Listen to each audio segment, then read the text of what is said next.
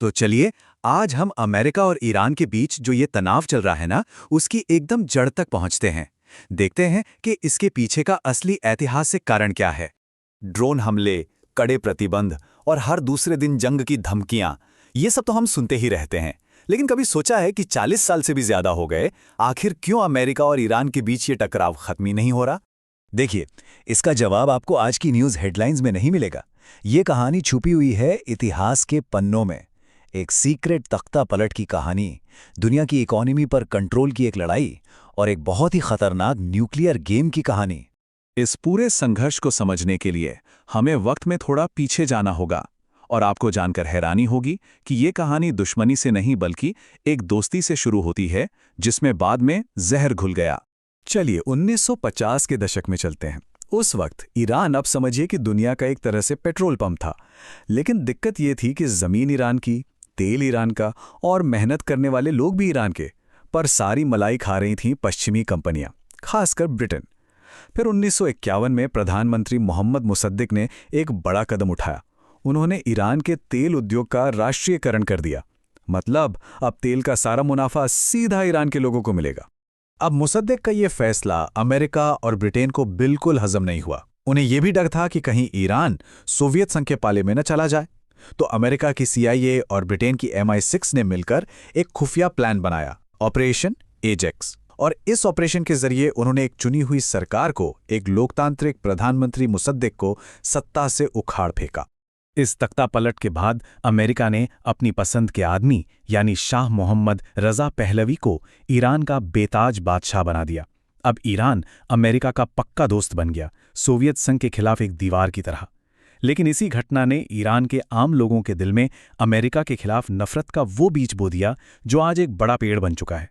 और देखिए विडंबना, यही वो दौर था 1957 में, जब अमेरिका ने एटम्स फॉर पीस प्रोग्राम के तहत ईरान को न्यूक्लियर टेक्नोलॉजी दी थी। सोचिए, वही टेक्नोलॉजी जिसे आज वो खत्म करना चाहता है। अब कहानी में थोड़ा और आगे बढ़ते हैं। 1970 के दशक में दुनिया की अर्थव्यवस्था में कुछ ऐसा हुआ जिसने ईरान को अमेरिकी रणनीति के बिल्कुल सेंटर में लाकर खड़ा कर दिया। हुआ ये कि 1971 में अमेरिकी राष्ट्रपति निक्सन ने डॉलर को सोने से अलग कर दिया। इससे डॉलर की वैल्यू पर सवाल उठने लगे। तो अपनी करेंसी को बचाने के लिए अमेरिका ने एक मास्टर स्ट्रोक चला। 1974 में उन्होंने सऊदी अरब से एक डील की। डील ये थी कि सऊदी अपना सारा तेल सिर्फ और सिर्फ अमेरिकी डॉलर में बेचेगा और बदले में अमेरिका उसे हर तरह की सुरक्षा देगा। अब दुनिया में जिसे भी तेल खरीदना था, उसे पहले डॉलर खरीदना पड़ता। बस यहीं से पेट्रो डॉलर सिस्टम की शुरुआत हुई, जिसने डॉलर को दुनिया की सबसे ताकतवर करेंसी बना दिया।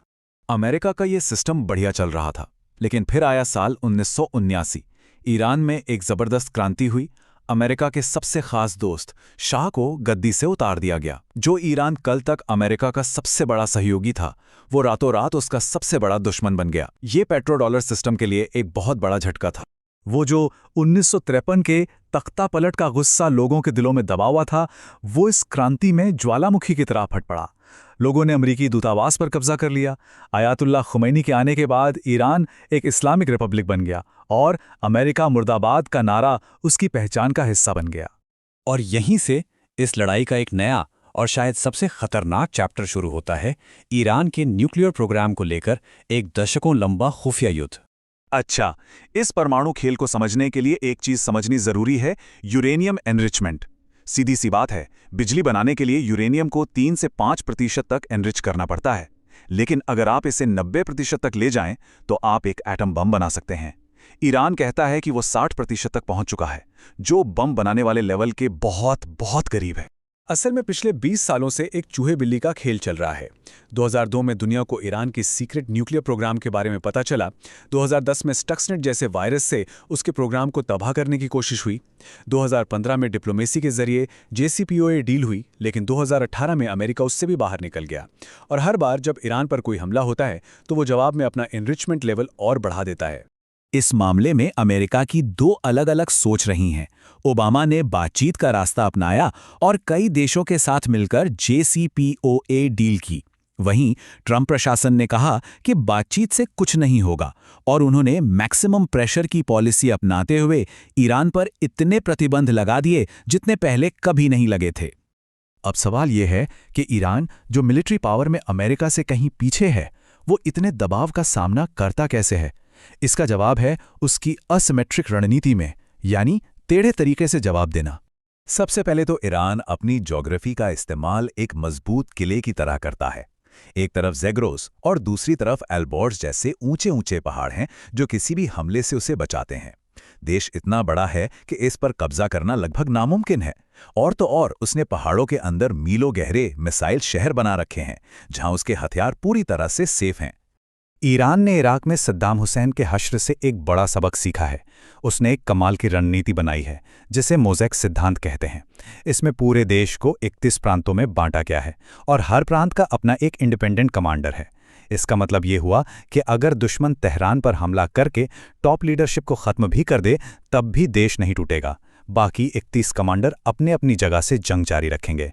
अब दुश्मन परेशान हो जाएगा कि आखिर लड़े तो किससे लड़े।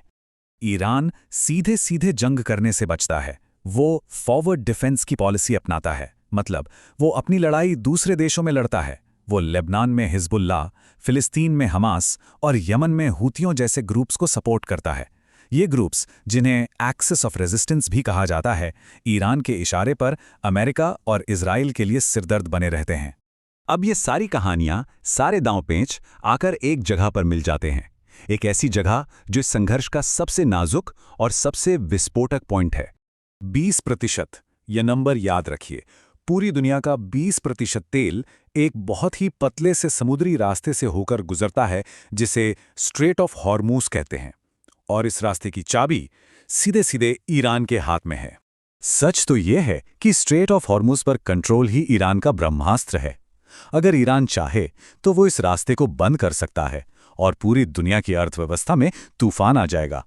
ये न सिर्फ पेट्रो डॉलर सिस्टम पर सीधा हमला होगा, बल्कि सऊदी अरब और यूएई जैसे देशों की खाने पीने और पानी की सप्लाई भी खतरे में पड़ जाएगी। तो आखिर में ये सब हमें एक बहुत बड़े सवाल पर लाकर खड़ा कर देता है। एक ऐसी दुनिया में जहां पहाड़, खुफिया रणनीतियां और पतले समुद्री रास्ते एक सुपर पावर की फौज पर भारी पड़ सकते हैं, वहां असली ताकत किसके पास है? ये वो सवाल है जिसका जवाब ही अमेरिका और ईरान के भविष्य का फैसला करेगा।